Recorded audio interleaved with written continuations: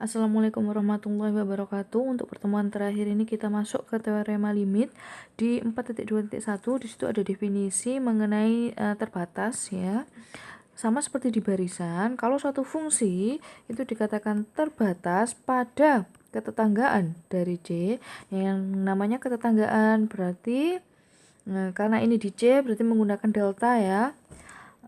Ada ketetanggaan delta dari C dan ada konstan M karena dia terbatas, ya kan?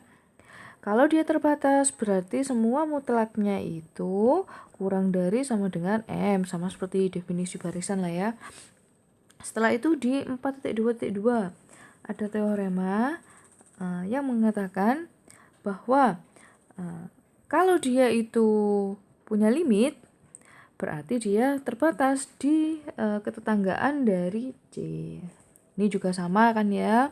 Bedanya cuma yang di sini itu fungsi, kalau yang kemarin-kemarin kita belajar tentang barisan gitu. Nah, kemudian 4.2.3 ini ada beberapa definisi mengenai fungsi yang kalian pastinya sudah tahu semua, bahwa kalau suatu fungsi f plus g itu dalam kurung x ya, itu sama aja berarti fx plus gx. Pengurangan juga seperti itu, perkalian dan pembagian juga seperti itu, cuman syaratnya kalau pembagian hx-nya itu tidak boleh sama dengan 0, nanti jadinya tidak terdefinisi gitu kan. Nah, dari definisi fungsi itu tadi, di sini akhirnya kita bisa menemukan teorema limit. Ternyata kalau limit x mendekat ke C dari f plus g ya, itu bisa kita pisahkan langsung L plus M gitu. Ini kan limit f-nya itu L, limit g-nya M. Nah, berarti kalau limit f plus g ya tinggal L ditambah M. Kalau pengurangan tinggal L dikurangi M gitu. Kalau perkalian ya limitnya ikut dikalikan.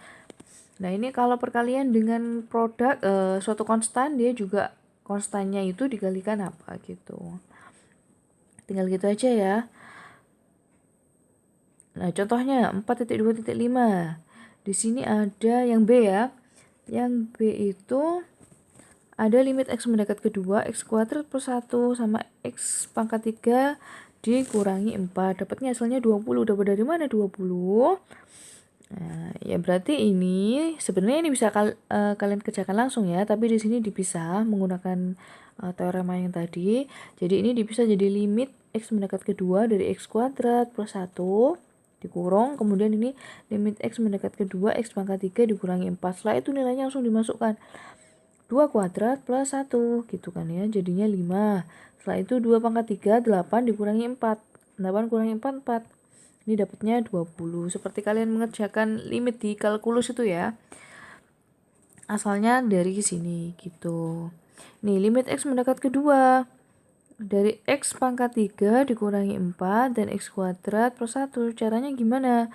Nah, sama seperti tadi. Dipisah dulu limit x mendekat ke 2. Ini x 3 dikurangi 4. Limit x mendekat ke 2. X kuadrat plus 1. Kalian masukkan nilainya. 2 pangkat 3 dikurangi 4. Itu adalah 4 ya. Kemudian 2 kuadrat ditambah 1. 4 tambah 1, 5. Sudah ketemu. Tuh. Nah, selanjutnya teorema 4.2.6. Kita langsung loncat ya. Ini juga sama seperti barisan ya. Kalau ada suatu fungsi, fungsinya itu di antara A sama B, maka nilai limitnya juga di antara A sama B. Kayak gitu ya. Fungsinya di antara A sama B, limitnya juga pasti di antara A sama B. Nah, kemudian ada teorema apit. Ini juga sudah di barisan. Kalau limit F itu sama dengan L, limitnya H itu juga sama dengan L, ini sama semua ya. Limit F-nya L, limit H-nya L. Nah, di sini Fx kurang dari sama dengan Gx kurang dari sama dengan Hx. Ini L, limitnya ini juga L, berarti kesimpulannya yang tengah ini limitnya pasti juga L. Itu teorema apit. Oke, di sini saya akan menjelaskan yang nomor 6 ya. Gunakan definisi dari limit untuk membuktikan first assertion di teorema 4.2.4. Nah, ini akan dibuktikan tadi di teoremanya. Kalau ada limit fx sama dengan L, limit gx sama dengan M, buktikan bahwa limit fx plus gx itu L plus M. Berdasarkan definisi,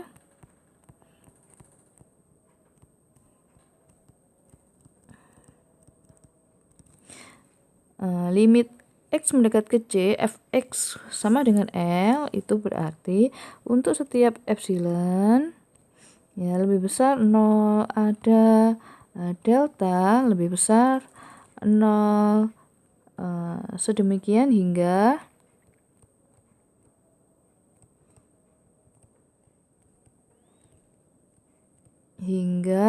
jika gitu kan x min C itu kurang dari delta, maka ya di sini fx min, di sini kan limitnya L, berarti L itu dia kurang dari, ini saya pakai epsilon per 2 gitu. Kenapa? Biar nanti hasilnya epsilon, nanti kalian lihat sendiri ya. Kemudian berdasarkan definisi lagi, demikian pula untuk gx. Untuk setiap epsilon ada delta positif ya. Sedemikian, ini delta 1, ini delta 2 ya. Sedemikian hingga jika x min, ini delta 1, x min C kurang dari delta 2, maka gx min M itu kurang dari epsilon per 2, seperti ini. Sehingga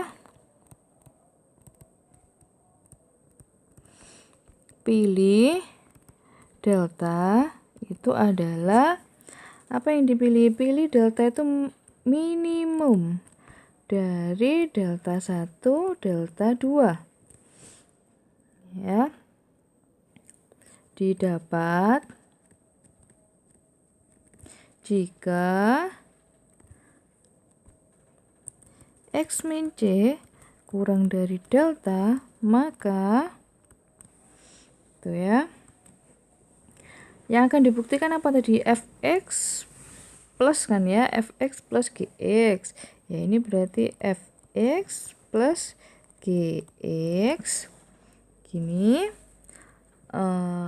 limitnya adalah apa? L plus M, L ditambah M gini. Ini sama dengan fx dikurangi L ditambah gx dikurangi M, kayak gini kan kalau dipisah.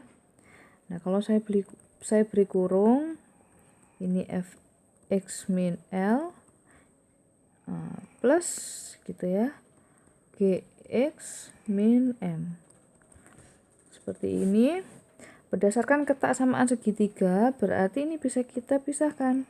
Ini jadi fx min L ditambah gx min M. Nah, fx min L tadi itu katanya epsilon per 2, makanya di situ saya buat epsilon per 2. Epsilon per 2 yang ini juga epsilon per 2. Akhirnya dapat ini sama dengan epsilon. Ini adalah pembuktian menggunakan definisi limit.